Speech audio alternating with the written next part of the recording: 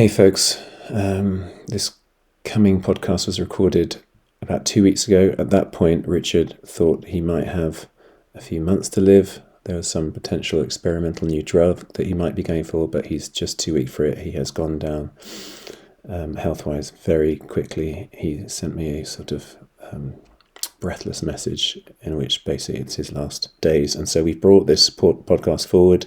We haven't had time to do the sound mixing, so the quality is not as good because Mike Sanderman is away on holiday, our sound mixer. So, but the content is incredibly powerful and moving and challenging. And if you are moved to action by what he says, I would love us to encourage him. Richard, if you're still around, brother, God bless you.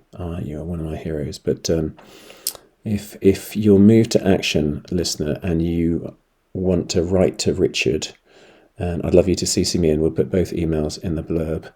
And, I don't know what state of progression he will be at, but maybe his kids can read it to him if it's his last hours. Anyway, I would just love him to have the opportunity to have the joy of, as he graduates to glory, knowing even more of the beautiful fruit through his life lived so recklessly, generously. All right, let's get to the podcast. Don't be afraid of poverty. Let money flow freely. I will let it flow in, but you must let it flow out. I wanted to be brave. I wanted to be like that. I wanted to live without a safety net. I stopped paying into my pension fund. I set my lifestyle, and then I determined to give whatever the excess was away to invest it in the kingdom. I wanted to do that, but it was terrifying because I'm self-employed. At the beginning of a year, my diary's empty. And I'd felt Jesus saying to me, will you give me until Christmas, Richard? If you're on a park bench at Christmas, we can have a conversation. For 15 years, I was fearing that park bench, and I've got 15 of these paper diaries in my bedroom to prove that you cannot outgive God.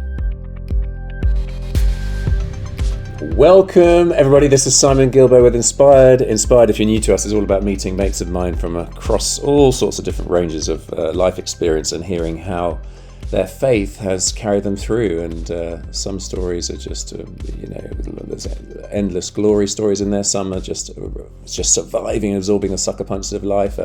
But it's beautiful how God is working through this podcast in terms of bringing encouragement. Because basically, I think most of us spend a lot of time being discouraged, in no small part maybe because we're listening to the wrong voices. We're relentlessly bombarded by negativity in the press, bad news, that induces fear and cynicism and anxiety, and we need to hear good stuff. And this week, I've no doubt you're going to be inspired. I've no doubt you're going to be touched and challenged. It's an unusual one in that it's someone we've actually already had before.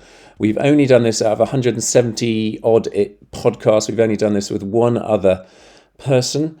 And actually, in both cases, the reason is that it's a very special voice because of the reality of imminent death and cancer, and Richard Garnett is a very dear friend. He won't like me saying that, but he's one of my heroes because of how he's lived his life. And we go back 20 years. And actually, basically, what I'm going to say is that listen, in the blurb, we'll put his first podcast, which talks about his acting career alongside the likes of Stephen Fry and Hugh Laurie, Dustin Hoffman, and the challenges of the acting career, the challenges coming out of having a very difficult upbringing with, he talks about being emotionally stunted through prep school experiences and then ending up in what he's doing now. But how we met 20 years ago was pretty remarkable.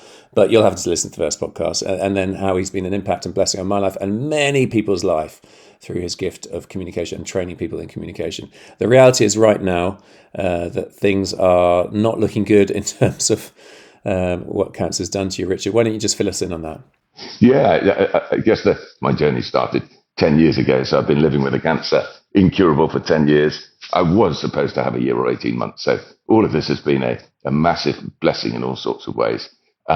Before Christmas, the cancer kind of moved from the right lung to the left lung. So I had 5 months of chemotherapy, which I had to cut short because I simply couldn't take it. And then operations to drain the left lung in January. And what chemo does is it's a bit like pruning a tree. And the chemo worked. It kind of pruned the cancer back by 50%. But it's going to grow back at some stage, probably before Christmas. And then my options are limited. There are 4 ways of classically treating cancer, and I've had all of them. But the good news is I'm in the hands of the Royal Marsden Hospital in Sutton, and I'm going up for a phase 1 trial of a drug. Phase 1 is the first time it's been tried on humans, so I might grow a third ear, or it might make a difference. I've got no idea, but life feels hard at the moment, to be honest. I can't really walk 10 yards without having to sit down and get my breath, and so I'm operating on a third of my lung capacity. And it's life is exhausting. Life is exhausting, but it's still life, which is a wonderful thing and something to be grateful for every single day. Yeah, I love your relentless positive nature and attitude, and how God has used you incredibly through this really painful journey. How many rounds of chemo and probably 60 rounds of immunotherapy, 60 rounds of radiotherapy, 10, 12 lots of chemotherapy, 4 lots of surgery. I've had a lot. A smorgasbord of cancer treatment, and very grateful to all of it. The miracle of medical science. I think as a Christian, also it raises an interesting question. What is healing? Is healing something miraculous, or is healing the fact that I have been able to access the best surgical brains on the planet? I would say it's both medical and miraculous healing that I've experienced, and been very grateful in all sorts of ways. Yeah. Now, we're going to listen to a 21-minute clip, which is of you talking to a bunch of people. Well, why don't you set the scene? So I was asked to go and talk to a community of leaders for large churches across Europe on generosity.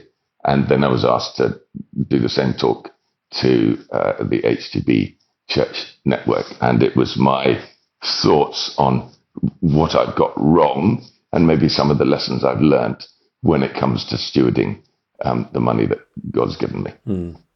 Well, let's go for it. So, I mean, you've been very generous to us, but I think how the Lord's used you more has been to stir people's hearts and the possibilities of what generosity can look like. So let's go for it. Good afternoon. I'm Richard, and I'm dying. And I thought I'd tell you my story. I work in financial services, and one of my favorite clients, their headquarters is in Brussels. And if you go into the men's toilets in their offices in Brussels, in front of each men's urinal is a sheet of A4. It's laminated for obvious reasons, and it has on it what's called their lessons from the loo. It's basically all the deals that went south where they've lost 20, 30, 40, 50 million, and the lessons that they've learned. So what I'd love to share with you is my lessons from the loo of life when it comes to money, so that you can help your people avoid making those mistakes. I became a Christian when I was 16. For the first half of my life, first 20 years, God called me to be a professional actor. That didn't involve making a lot of money, you'll be surprised to know. I was taught, give the first 10% to the church, and the other 90% you can do with what you want. Actually, we couldn't afford orange juice, we couldn't afford biscuits, didn't amount to much. And then in the late 90s, I was in Japan doing some Shakespeare. I'd been away from home for 5 months, and our third daughter was born, and I cried out to God for a way to earn a living that didn't involve living out of a suitcase. And he very graciously answered my prayer. I was asked, long story cut short, by the chairman of one of the largest companies in the world that I'd never heard of, to kind of help him do his speeches and do his communication. And that started a journey of what we and my team do for the last 25 years. Basically, we help people persuade other people to give them hundreds of millions of pounds. And the challenge of that is I would find myself earning in half a day or a day what I had been earning in a week, 2 weeks, a month as an actor. What did I do with that? Well, 10% went to the local church. The rest of it, I'd been told, was mine to do with what I wanted. So what did I do? I looked around my church. I looked around my town where I live. Without even thinking about it, I inflated my lifestyle. What had been holidays in the UK became holidays abroad. What was wool became cashmere. The kids went to private school. We moved house every 5 years because we could, up and up and up the property ladder. And after a while, I felt a deep disquiet that was the right thing to do. And, Jesus tells the story about the farmer who has excess at the end of the year and builds barns. Can you remember the word that Jesus uses to describe that farmer? The fool. I was that fool. I came to the conclusion that I was a living embodiment of foolishness. Now, Jesus has some advice, actually, kind of at the back end of that story. He says, be rich towards God. But what did that actually look like? So I started to do some research, and what I found staggered me. If you take evangelical Christians in the world, 20% of them reside in the West, let's call it North America, Europe, the UK, and 80% reside in the rest of the world. So you've got the wealthy church and the poor church. The wealthy church, evangelical Christians in the West, guess every year what proportion of our income we give away. 2.5%. I came to the somewhat shocking conclusion that I was one of the greediest generations of evangelical Christians ever to inhabit planet Earth. We give our 2.5% to our local churches on the whole. They spend roughly, statistically, 50% on buildings, 25% on a staff team, 10% on missions. Some of that goes abroad. Net, what does that mean? That means for every £100 that God gives to evangelical Christians in the West, 25p goes outside the West, 0.25%. And this didn't strike me as fair. So what was my responsibility to that? I didn't consider myself wealthy. I basically drove a Ford Mondeo estate. I had clients who earned 100 million a year. They were wealthy, I wasn't. And I did the research. Guess how much you have to earn to be in the top 1% of the wealthiest people on the planet? £30,000 a year. I was earning more than £30,000 a year. I was at the top of God's financial pyramid. If God wanted to fund his work around the world, I'd be the first person that he came to. So what did I do? I opened a stewardship account. We upped our giving percentage. And then the question was, well, who do we give to? So at the time, my local church was raising $4 million for a building refurbishment program. And I can remember saying to my vicar, I'm not sure if God had $4 million spare, he'd invest it in that.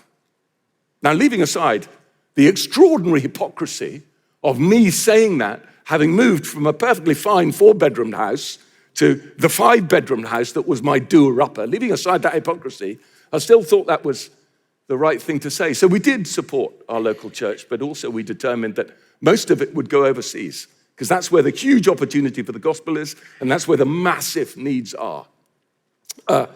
So my clients are very smart investors, and one of their principles are invest in great people doing great things. So that's what I prayed for, great people doing great things.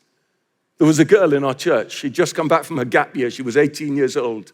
She went to Romania, and in her gap year, she found 5- and 7-year-olds sleeping off the streets, so she started an orphanage in her gap year. She wanted money. There was money in our pot, in our stewardship pot. We supported her. Then my business partner took me to Uganda, to an orphanage there. I didn't want to go to Africa, frankly. The idea horrified me, but he dragged me there. He bribed me to go there. And what I found astonished me. I found couples who'd moved into the African bush. This was at the height of the AIDS crisis. Christian couples. And they built a house, and the house had 3 rooms. In the first room, they put 7 beds for the 7 orphan girls they adopted. In the second room, they put another 7 beds for the 7 orphan boys they adopted. In the third room is where they lived. And I suddenly had this epiphany. I'm not part of some irrelevant subculture of Christians in the UK believing weird stuff. I'm part of a global network of inspirational, extraordinary people doing amazing things. And they could do with my help. And I had enough money in the pot to help them. I can remember taking my daughter there, and we went on holiday to one of Uganda's national parks. It's beautiful. And when I was on holiday, I suddenly thought, I wonder if these kids have been on holiday in their own country. And I said to Sam, how much would it cost to actually take these 80 kids and their parents, community of 150 people, on holiday, probably the only holiday of their life, to one of their own national parks? And he gave me the number. Do you know what the number was? It was less than we would spend on a bog standard 2-week holiday in Europe for a family. And there was money in the pot. Jesus said something really interesting about money. He says, where your treasure is, there will your heart be. When I invested in that holiday, it gave me such joy, and it still does to this day. And the more I invested in his kingdom, the more joy I got, more than the joy of a new house, a foreign holiday, whatever it might be. And then somebody said, why don't you meet a man called Eric in Paris? We'll meet at a bistro. Never a hard thing to do, to have a meeting in a Parisian bistro. I went there and I said, Eric, what are you doing? He said, this was the beginning of the 2000s. I want to use the internet to convert the French. Good luck with that. How are you doing that? This was at the beginning of the internet, by the way. So my corporate clients were using the internet, but I hadn't met a Christian who was doing it. He said, I'm converting the gospel into like a 7-minute YouTube video called The Father's Love Letter. I'm then strategically using Google AdWords to draw people to watch it. And when they watch it, they can click on a link if they want to become a Christian. I went, that's smart. So what are you finding in terms of conversion rates? He said, for every 100 people who watch it, 4 people say they want to become a Christian. I went, that's extraordinary. And what's your vision? He said, well, I want to translate it into the other major languages. There are 30 of them. English, Spanish, Farsi, Japanese, Chinese, etc., etc. I went, how much would that cost? He gave me a number. There was money in our pot for it. And I'll tell you, I came out of that meeting and I'll tell you how I felt. Imagine, it's about 20, 30 years ago, you're in Harvard. Next door to you is a strange man called Mark Zuckerberg. And he wanders in one day and he said, I'm going to start this thing. I've got a weird name for it, Facebook, but I need some cash. And if you give me some cash, I'll give you shares in the business. If you knew then what you know now, what would you sell in order to get shares, be the first investor in Facebook? I would sell everything and wander around in underpants for a year. I'd persuade my parents to sell their home, cash in their chips. That's what I felt like. My mind space moved from, what's the minimum percentage I can get away with before God? And what is the most I can get for eternal treasure? Here's what I think. God pays us this is chocolate money. Can you see this? It's what you consume at Christmas. All the money we have this side of heaven is chocolate money. We can consume it, or when we invest it globally in what he's doing, locally, regionally, nationally, internationally, it becomes eternal treasure. And suddenly I was thinking, why should I spend 20 grand on a car when I can buy a old banger for 5 and invest 15 for eternity? Long story cut short, I'll take you to 2005. Our marriage collapsed. I was feeling awful. What was my first response to that? I'll buy myself a holiday home. That'll make me feel better. I like the sea. I like golf. I'll get somewhere there. And then a friend rang me up and said, don't be stupid, Richard. You're self-medicating your pain. There are better things to do with the money. And there were. There's a devotional I love called God Calling. 2 old ladies, about 100 years ago, anonymous. When they prayed, Jesus spoke to them and they wrote down what he said. And every January the 5th, I'd read this. This is what Jesus said to them about money. Don't be afraid of poverty. Let money flow freely. I will let it flow in, but you must let it flow out. I never send money to stagnate, only to those who pass it on. Keep nothing for yourself. Hoard nothing. Only have what you need and use. This is my law of discipleship. I wanted to be brave. I wanted to be braver. I wanted to be like that. I wanted to live without a safety net. So I stopped paying into my pension fund. And I set my lifestyle, and then I determined to give whatever the excess was away to invest it in the kingdom. I wanted to do that, but it was terrifying. Every January, I'd feel the enemy say to me, Richard, because I'm self-employed, at the beginning of a year, my diary's empty. Every January, I'd feel the enemy say to me, you know, this is the year you get found out. You know, this is the year that nobody's going to ring you. And I'd felt Jesus saying to me, will you give me until Christmas, Richard? If you're on a park bench at Christmas, we can have a conversation. For 15 years, I was fearing that park bench, and I've got 15 of these paper diaries in my bedroom to prove that you cannot outgive God, that God meets your needs in every conceivable way. And that for me was really, really exciting to be part of that journey. And then I'll take you to 2014, Christmas Eve.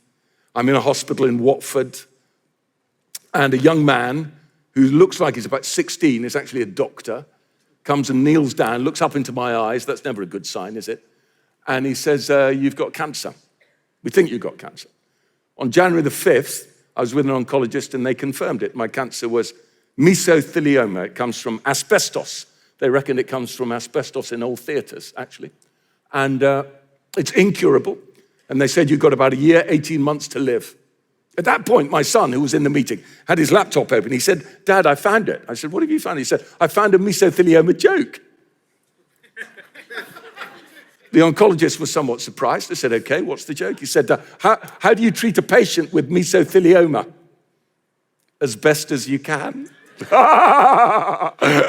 Anyway, memorable moments. Since then, I've had chemotherapy, 2 big operations, 60 rounds of immunotherapy, 60 rounds of radiotherapy. A couple of months ago, they said the cancer's moved from the right lung to the left lung. It's stopped working, so we're going back to chemo. So I'm in the middle of chemo, so my brain's a fog and I have to sit down. And here's my thought. The closer I get to death, the more grateful I am. Because I'll tell you this, if somebody's got a servant heart, I've got the opposite. I've been awful at talking about my faith to other people. I've been dreadful at inviting people to Alpha or Christianity Explored or whatever it might be. But the fact that Jesus gave me an opportunity to invest some of the money that he's given me in the first place, I mean, don't you find it fairly hysterical that a rather stupid unemployed actor is employed to advise people to persuade other people to give them hundreds of millions of pounds? I find that ludicrous. But the chance to make a difference. We have a cancer club at church. It's not the most popular club, to be fair. I like it. We've lost a few, we've gained a few over the years. One of my friends, Sandra, is dying at the moment. And she said, the closer I get to death, everything drops away apart from 2 things. Love, the love that God has for me, the love that I have for others, and making a difference. Every day, can I make a difference? She coaches from her bed 6 people. She's an extraordinary woman. And I can resonate with that. The chance to make a difference is so important to me. A young man called Ed phoned me up a couple of years ago. He said, we found a people group in India that has no gospel presence at all. And we found 15 Indian evangelists who want to go full time to invest their time in reaching the gospel with them. I went, Ed, how much would that cost? He went, all in all, 15 full-time evangelists, unreached people group, £12,000 a year. £12,000 a year to change the lives of an entire people group. That really excited me. It still does. Let me end with 3 things I'd love to say to you. Number 1, please encourage your people to be more generous. Do you know if Western evangelicals gave not 2.5%, but 10%, do you know how much more money would flood into the kingdom every year? I'll tell you, 100 billion pounds. That's 100,000 million pounds. That's the same that Putin is pouring into the war in Ukraine. Imagine that as a power for good across the West, across the world.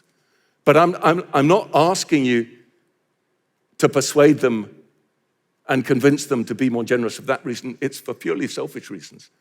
This side of heaven, I've known very few things that give more joy than being a part of what God is doing financially. You guys in the front line, I'm not. And in eternity, actually, we get this treasure. What is this treasure? John Lennox, who many of you know is a maths professor at Oxford, lovely Christian man, and he's written a book on what to do when we invest our time and treasure and talent. And he uses the story that Jesus tells of the dodgy steward who used money to buy friends. And he says, when we invest our time and our treasure in what God is doing, we make friends. We make friends. I have friends all over the world by God's grace. And I'm so looking forward to getting to heaven because we're going to sit down and I'm going to hear their stories.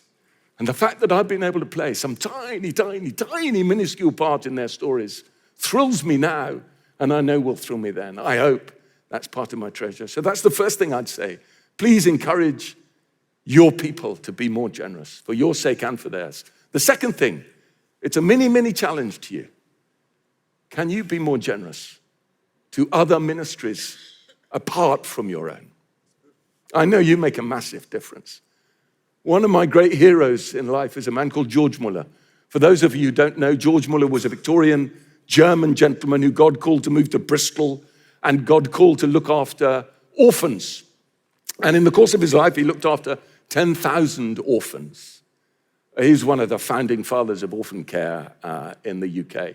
George Muller's life has 2 extraordinary elements to it. Number 1, he never asked anybody for money. and looking after 10,000 orphans costs a lot of money.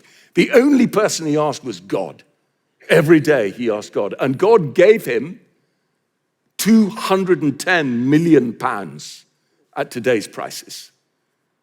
Now, why could God trust him so much? I think the second thing that makes Muller extraordinary is of the £210 million that God gave him, he gave away to other ministries all across the world 70 million. 1/3 he gave away. Do you know what Muller's legacy is?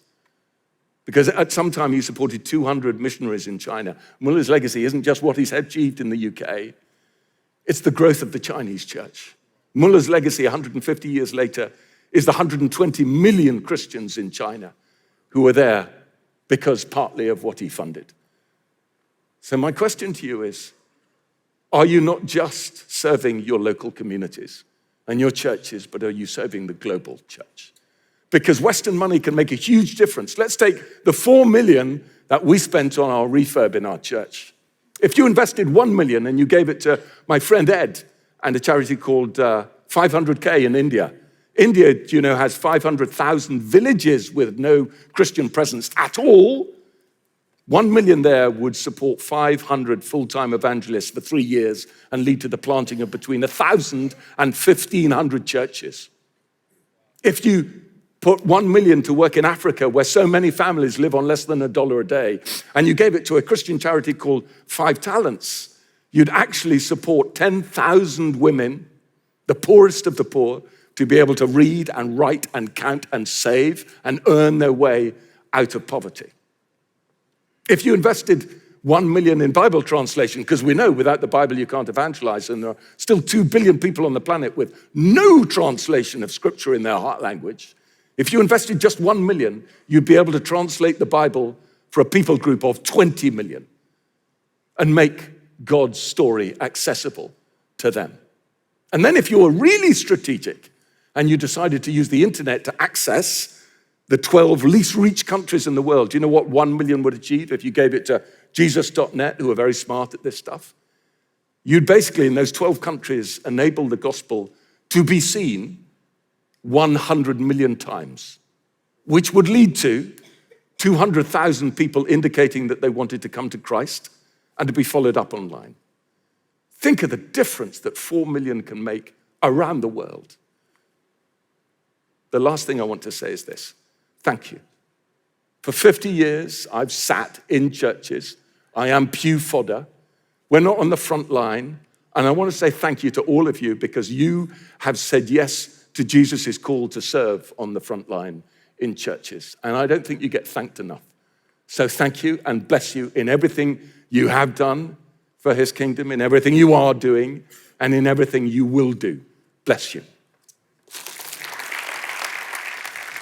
So, Richard, I've listened to that 3 times now, and it really challenges me every time. I mean, that's something I want to live. I can vouchsafe for the principles. You know, if you sow generously, you'll reap generously.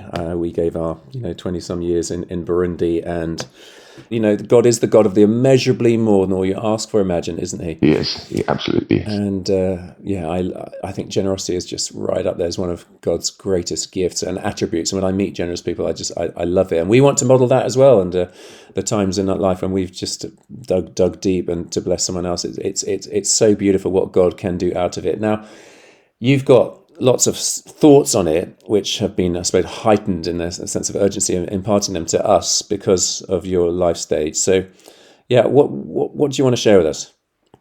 Well, I think for me, there have been some big questions that as I get closer to death, and I'm inspired by watching the Olympics. I love the Olympics. It's extraordinary how people sacrifice themselves to achieve a goal. And in a way, that's what we're doing as Christians, aren't we? In many ways, where we're setting aside lots of ways of living we'd love to live, and we're setting our sights on something eternal. And the closer I get to death, I'm probably in the home straight.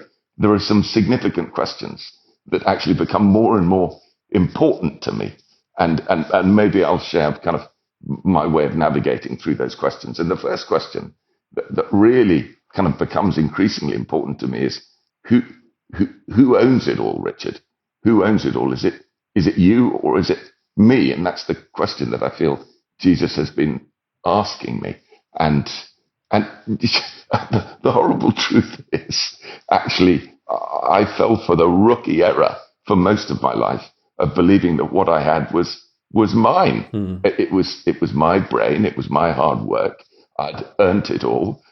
It was my just rewards. And as long as basically I could give the 10%, the rest of it was mine. And of course, it's not mine. He's given me my brain. He's given me the breath that I currently have in my lungs. He's given me the opportunities that I have. He's given me each and every client I've had. He's given me all the experiences I've had. So actually, I'm not an owner. I'm a steward. I'm like the finance director of a company. And if the finance director of a company nicks some money and goes and buys some Louis Vuitton luggage or a Porsche on the side, they get shoved into jail. And so that kind of is becoming more and more clear in my head that I'm simply a steward of what God has given me. I'm not the owner. I'm a steward. And that raises the second question, which is, am I investing what God has given me in the first place? Any time I have, any talent I have, any treasure I have, am I investing it in what really, really matters to Jesus? Now, I'm not saying that Jesus doesn't care about my kids having a deposit for their first house. I'm not saying that Jesus doesn't care about me having lovely holidays or security or a nice sofa or a telly or books to read or pleasure. But what is it that Jesus came to earth for? What does he care most deeply about? And it has to be his kingdom, doesn't it? Yeah. When he stood up and he said, and he announced 2,000 years ago, good news to the poor, release to the captives, that the blind can see and the oppressed be set free. That's what he came for. That's what he died for. That's what he cares about the most. And so the question to me, the second question is, am I investing what Jesus has given to me in the first place in what he cares about the most? And that's been a struggle for me, I think, to be honest, because I've spent most of my life not doing that and investing in what I care about the most. Because the truth is, actually, I thought the Christian life was coming to Christ and being converted. I thought for 20 years, 25 years, that the Christian life was give my life to Jesus, have my sins forgiven, and then I'm part of the club. I'm in. I don't have to do anything more. And that's true. Theologically, that's absolutely true. I can believe stuff. I can be saved. I can be loved. I can go to church when I want to. I can go to Bible study. I can go to fellowship groups. I can have a lovely life. But actually, I think that's the beginning. I think that's, if you like, I think of the England football team in the Euros. That's like being signed up for the squad. But I've felt that the first 25 years, actually, I've just been sitting on the bench watching people on the pitch play. And actually, for the last 20 odd years, I felt Jesus saying, do you want to come and invest alongside me in the thing that I care about the most, which is my kingdom? And that's the third question, I guess. Am I doing what Jesus has called and equipped me to do, and only I can do in pursuit of his kingdom? And for the first 20 years, actually, the answer was no. I was trying to do what I believe the church wanted me to do. And I could have, what the church was telling me, and this is right or wrong, what the church was telling me is, Richard, sign up for the rota, come to our services, come to Bible study, give your 10%, and that's sort of it, and you can rest easy. And for me, those first 20 years, 25 years, they were sort of fine, but they weren't really exciting. It wasn't my sweet spot. Absolutely not my sweet spot, because I've come to realize I have, a million deficiencies. I've got the opposite of a servant heart. I'm deeply lazy in all sorts of ways. I find it excruciating to tell people about my faith. I can't invite people to Alpha or Christianity Explored, or of course I can, but I'm useless at it. I don't have the brain of somebody doing admin in the church or people who do the coffee. Or I was sitting on the bench and feeling hopeless and useless and bored, to be honest with you. And then suddenly suddenly it felt like Jesus was saying, Richard, forget about what the church is telling you. Here's the stuff that I'm calling you to do. Here are the things that I've given you to do. I invite you onto the pitch. I give you and are giving you and have given you and will give you more money. Unusually large amounts of money compared to everybody else in the rest of the world. And we've covered it before. If I'm earning over 30 grand, I'm in the richest 1% of the world. Do you want to take that money, Richard, and invest it in my kingdom? And then after 10 years of that, as you know, I think I explained, Jesus had moved me on from acting. So corporately, we help people to tell their stories. Jesus invited me into a theological college and basically said, do you want to help my preachers? Do you want to give up your time for free to do the thing that I've equipped you to do to help my storytellers out in the world? And once I'd got over the idea of giving away my time for free, which felt tough at the time, it became incredibly exciting.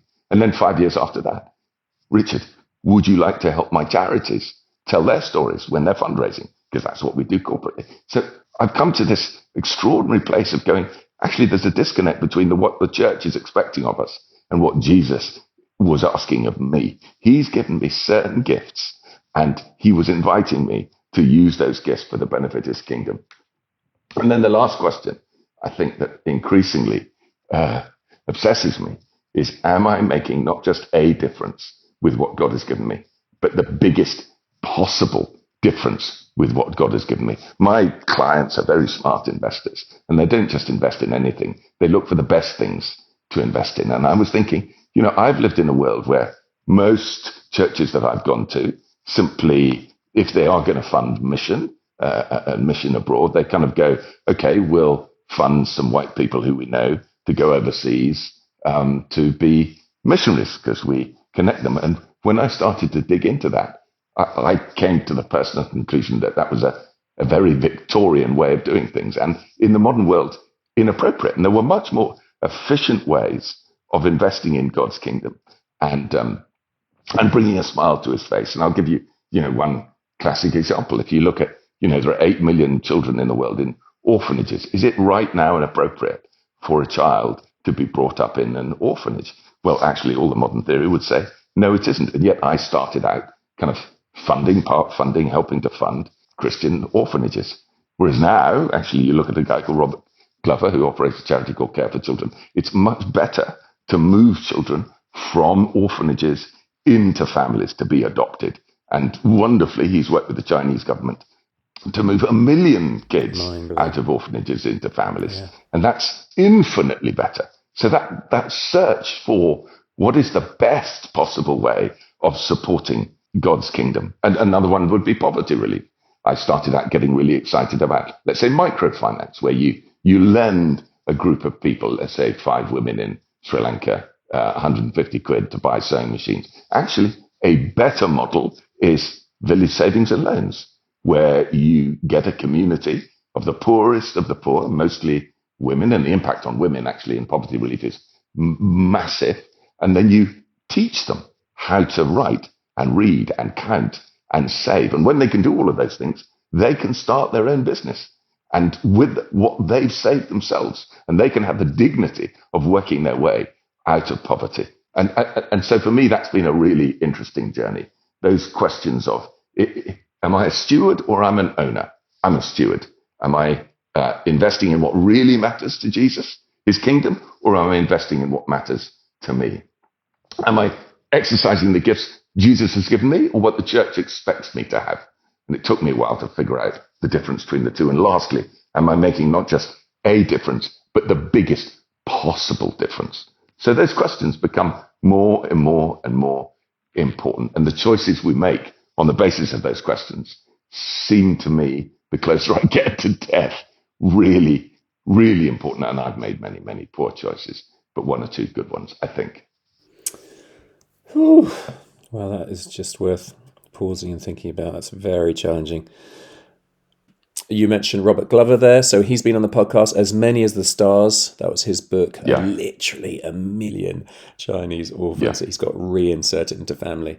And then from the clip, I just love to mention also Ed Michelson's charity, 500K. And you mentioned that about the 500,000 villages in India and how it's so easy and so cheap to get local Indian missionaries to go and who are very hardcore, who already know the first languages if they have to learn a second language, but they're much more hardened. Their bodies are used to the ravages of living in poor communities, and they're much better equipped to be able to reach out in Jesus' name, and they're willing to. Goodness, a number of them have been martyred, and it's a costly game. But we'll put that in the blurb as well. Ed Michelson's podcast and his 500K, brilliant charity. It's important, isn't it, Richard, to encourage people. We're not into the guilt trips, are there? What lessons have you learned in that way? So I think there are a number of things that have become clear to me that were kind of theoretical, but which are now to use the woke experience, my lived experience. The first one would be, actually, when Jesus says, where your treasure is, there your heart will be, I found that to be true. There's a wonderful neuroscience term called habituation. Habituation means what was really exciting to begin with becomes really boring. So if you buy, if you own a Porsche, buy a Porsche, it's terribly exciting, but after 3 months, it feels like you're driving a Skoda. Whereas what's really fascinating to me is, to begin with, when Jesus was asking me to be generous with my money, I was deeply resistant. But actually, the more I've invested in his kingdom, the more exciting it is. I can remember, Simon, you reaching out and going, you wanted some money for a radio station or a TV station. I don't know, 5, 6 years ago. I can't remember. I have no idea if that's done any good at all. But the idea of it actually is really exciting that somebody who just sits in a pew in the UK and is no use to the local church at all can make some contribution to what you, an extraordinary group of brothers and sisters out there in one of the poorest countries in the world, are doing. Fills me with I think it's incredibly exciting. So the first thing I've come to understand is, actually, if you want an exciting Christian life, actually open your wallet, in my case, or it's in the act of joining in with what God is doing with this kingdom, and that entails risk, of course it does, but it's so exciting. The second thing that I've noticed to be true is, in Malachi, there's that wonderful verse where Jesus says, or God says, bring the full tithe into the storehouse, etc. But he uses a phrase, for the only time in the Bible, he says, put me to the test. Yeah. Put me to the test. And for the last 25 years, I have tried in my own pitifully small way to outgive God. And I've noticed that I can't. I've noticed that every need I have, even now when I'm unable to work, I can only work a bit at a time, my every need is met. And I've also noticed that I am earning in an hour now what I was earning in a week 30 years ago. I don't believe that's an accident. And I believe the reason for that is because it doesn't stick with me. I don't think I'm a bit like, God gave me a picture of this. He gave me a picture of a McDonald's straw. I'm a McDonald's straw. It's anonymous, it's cardboard. It gets soggy and gets thrown away eventually. But as long as stuff comes in the top and goes out the bottom, that's my responsibility with whatever he's given me, the time, the talent, the treasure. The third thing I've noticed is that actually God is capable of running my life. When you sign up to be a Christian, I was 15 or 16, I give him control over my life. Of course, I spent 40 years trying to keep him out of my life in every possible way because I think I know better. Now, I have no control over anything, over when I'll stop breathing. Even walking is difficult and a challenge. And yet, my life has never been better ordered. I look in my diary. I've got the right mix of it's time to work and get paid, time to give it away, rest, relaxation. Everything seems really ordered. And of course, that's true. And if he can run the universe, he can run my life. And that's wonderful. And then the fourth thing I've noticed is actually the joy that Jesus says to me, I'm not asking you to give, Richard. I'm asking you to invest. I'm asking you to invest. And Jesus talks about endlessly. He talks about purses in heaven that won't fail. He compares and contrasts. If you invest your money in stuff this side of heaven, actually moth and rust destroy. The implication being that in heaven it won't and will be rewarded. And so, no, he doesn't define what that reward is. And all I can say is this side of heaven, there are massive rewards in terms of that sense of thrill and excitement and joy. And then who knows what it'll be in eternity. I hope it'll be actually relational, being able to meet my Savior and to be hugged by him in the same way that Southgate was able to hug the players who came off the pitch, even though they lost. And also being able to meet friends of mine in Burundi, Simon, who I have never met and don't know, but I've been a tiny part of their journey. And that for me is a thrilling thing. So those are things that I can share as somebody who's approaching the end of my life with other Christians and go, it's true. It's true. If you want to experience the thrill of the Christian life, get stuck in with the gifts that God has given you. If you want to experience the thrill of the Christian life, put Jesus to the test when it comes to money, and give him control and invest when you can in what he's doing, because you'll never, ever regret it. I love that picture of you meeting Libera, who runs the TV station that we got that now, and Martina's daughter, that now, blasts good news into hundreds of thousands of homes, or meeting the prostitute, could be Divine, who, because you gave money for a sewing machine, she's now been lifted out of prostitution. She can provide for her kids and get them to school, or street kid Diomed, who's now thriving because he's got a satchel and pen and paper, and uniform, so he likewise can go to school and move on and get a degree. I mean, it's just such a mind-blowing concept what we can be involved in, isn't it?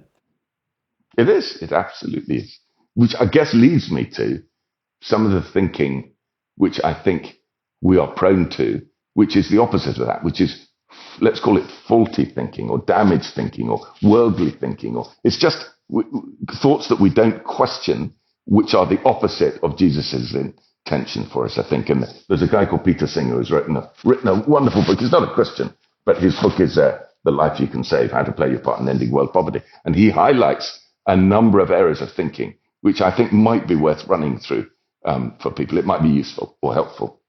So the first thing that he highlights is human beings have a tendency to prioritize local needs, if they do prioritize kind of giving away to them, over foreign needs. So Christians like me in a pew, we keep most of the money for ourselves and give a bit away. We give it to our local churches. The local churches keep most of it for themselves and give a little bit away. And here's a fun fact. The Church of England has 15 billion of assets. How much of that and the income from that are they allowed to send outside of the UK? What do you think, Sam? 10 million? Nothing. They're not allowed to send any of it outside the UK. Why? Because they set their rules themselves. So you kind of get to this situation where we are investing in what God is doing in our own country, but ignoring the huge opportunities overseas.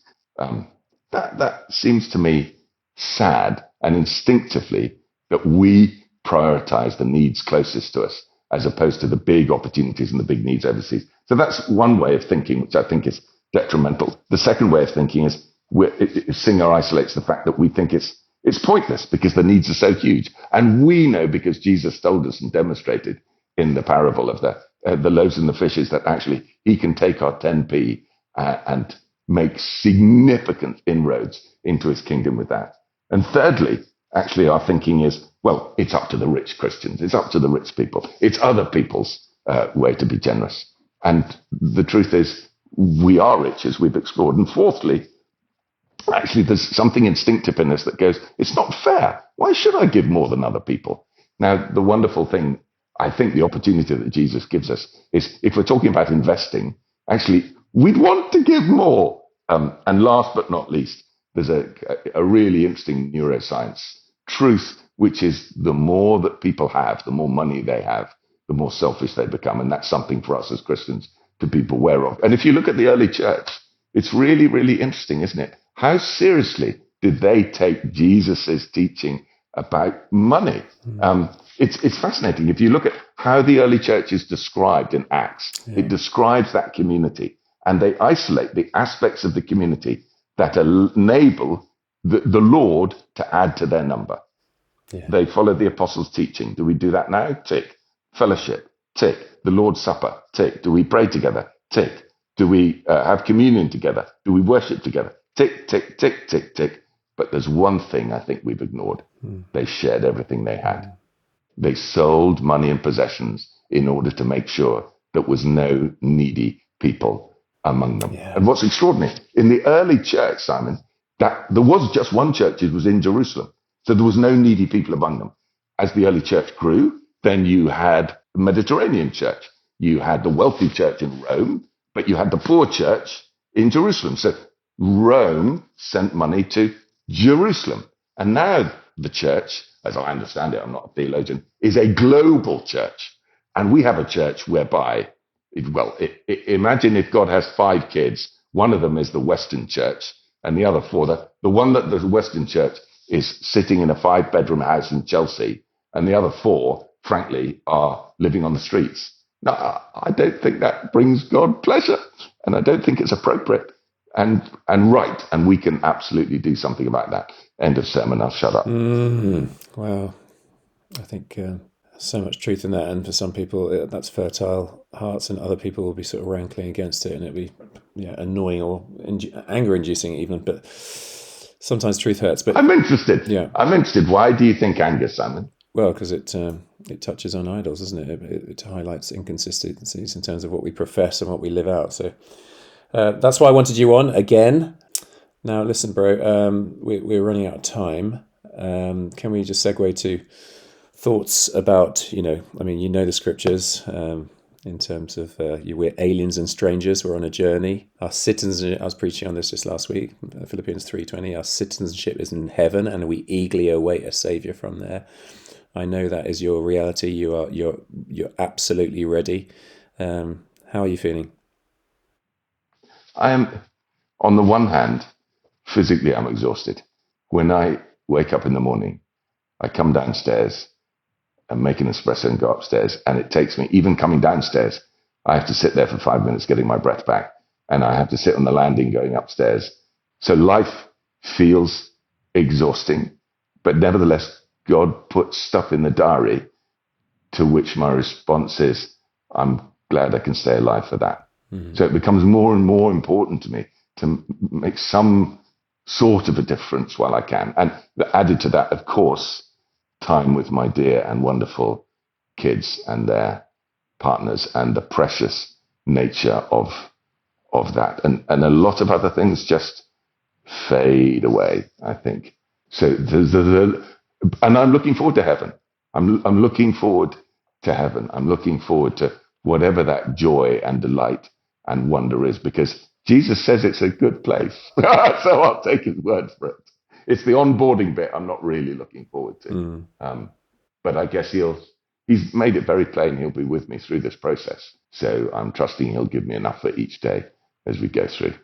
And the truth is, actually, it is all about the day. I've spent far too much of my life looking back and regretting mistakes, or looking forward and either fantasizing or catastrophizing about the future. And more and more and more, it feels that life for me is about wake up, do what he's put in the diary, delight in that, rejoice in that, be grateful for that, and go to sleep. And if I wake up the next day, it's another day.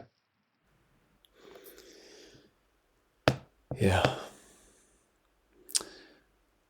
It makes me think of Friedrich Buchner's perspective. I like he wrote something along the lines of, today is the first day of your life because it has never been before, and today is the last day of your life because it will never be again. And we need to live in today, don't we? Before we close out, I remember last time we did a podcast, you'd sort of had these sort of poetic kind of revelations, just using your creativity. I'd love you to share one of those as we come to an end. So I guess this was a couple of years ago that I felt Jesus say this to me. I'll read it out. This earth, my friend, is your temporary home, The money you have is money on loan. Is it not absolutely true that all that you own has been given to you by me for free? It's not yours to do with as you please. It's yours to steward on your knees. It's not money that is yours by right to only comfort and delight you and yours and your church. Yes, of course, there's money to meet your need, to care for your family, clothe and feed. There's even money for you to delight in things that are good and joyful and right. But there's also money I give you to share. For is it right? Do you think it's fair that in my kingdom are those who can't eat, or those without homes or shoes on their feet, and children dying every day, while you seek to save your pay for that thing you want, or that holiday, or that little bit more for a rainy day? Is it also fair? Is it also right that some live in darkness while you live in light? Think of your church family and think of those who are not yet free, who don't know that I died or know that I rose. How, my friend, do you suppose that their lives can be saved and the gospel can come, if not with the help of everyone? That's why I've given you what you've got. So together we can save a lot. Every sheep out there that's lost. Every sheep, no matter the cost. I know at this point you'd rather I stop, that this is a subject you'd rather I drop. I'm sorry. But I know those thoughts you'd rather hide. What you feel about money deep inside, that you'd much rather keep it than give it away, that you'd much prefer living your life for today. And the enemy will say, I'm mad, that the joy you seek will only be had when you spend your money a lot, not a bit, rather than seek to be generous with it. But the enemy is wrong. If it's all about you and whatever you spend, your joy at a certain point will end. That brand new phone or that holiday will give you a joy that'll fade away. The joy you receive when you give to me is a joy that will last for eternity.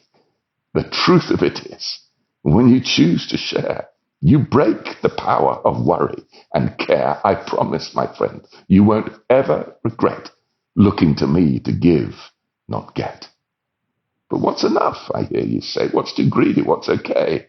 It's a 10% tithe when you hear my law. But my friend, that doesn't apply anymore. I died and rose to set you free, free to live more generously. Or not, if you choose. Whatever it is you decide to do, always know that I love you. Whatever you give, I'll always be there to meet your needs and provide and care and help you maybe increasingly see that every penny invested in me is a penny you'll see in eternity, multiplied 1,000,000-fold in lives transformed and joy untold. Imagine the day you complete your race. Imagine seeing me face to face. Imagine seeing your legacy, those you've helped feed and redeemed and set free, the difference that your money's made, that won't disappear or diminish or fade. Those many thousands you don't know who come to greet you and say hello and thank you for the part you played in enabling them to live and be saved. Imagine hearing my words at your end. Well done, my good and faithful friend. Imagine all that is what you see. For that is indeed how it can be. Whether it is up to you. And not what you say, but what you do.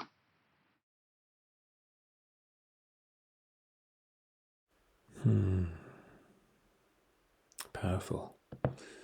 And you've written loads of those, haven't you, that have come to you over the last few years, and we'll put a link on that to Jesus. It's called Jesus Here, is that right? Yeah. And Richard, so I didn't ask you this before. I reckon we put this on air before you graduate to glory, just because then your people can be in touch with you. Are you happy with that? Yeah, absolutely. Whatever you feel is Yeah, right. and then, I mean, you'll have the encouragement of seeing fruit from it. I'd love it that people will be in touch and said, well, on the back of what you said, I'm challenged to do this or that. From the get-go, this first podcast we did with a charity called Hope into Action, and out of that, in a very concrete way, 4 houses were donated. And what I Wow. love is that, I mean, actually, lots of people are being very generous and sowing into Burundi as this comes out of the auspices of Great Lakes Outreach. But I love it that another ministry benefited from a house, and other people have been in touch saying, on the back of that, we received support because you allowed us to be on the podcast. So I would love it, folks, if you've been challenged and moved to do something serious, either tweaking or completely radical in terms of rearranging your finances to be more kingdom focused, tell Richard, write to him. So we'll put his email in the blurb, and that'll be an absolutely wonderful outworking of this podcast. That's what we want it to be. We want to be inspired and stirred and challenged, and we want to raise the bar of what authentic discipleship looks like. And Richard, you've modelled that for me, brother, and I'm deeply grateful to you for all you've done, your impact on my life, and thanks so much for your time. Any last words? No, thank you, Simon, because actually you've inspired me in so many ways, because your commitment to one of the poorest countries on earth, and also your commitment to integrated mission. But actually, it's so sad, isn't it, that the church kind of goes either it's evangelism or it's social action. And in Burundi, you found a wonderful way of supporting the kingdom of heaven in a way that combines both. And thank you for the inspiration for that, and for your passion, and for your enthusiasm, and your friendship. And bless you. I look forward to long conversations upstairs. Bring it on. Come, Lord Jesus, Maranatha. Whew, folks, a mixture of emotions as we log out this week. I hope you've been deeply moved and challenged, inspired. And this is the sort of podcast I think that you'll want to forward to friends that need encouragement and stretching. So do gossip this to other people. I want to thank Adam Thomas Steer for the editing, Mike Sandeman for the mixing. Next week, we'll be back with another fantastic friend, guest, who's doing something radically different from Richard, but that's the beauty of the body of Christ and its diversity. Don't try to run someone else's races. You've got your race to run. Let us run with perseverance the race marked out for us. That's Hebrews 12:2. And that means keeping your eyes fixed on Jesus all the way. So bless you, be encouraged, be stirred, and we'll see you next time. In the meantime, God bless you, and toodaloo.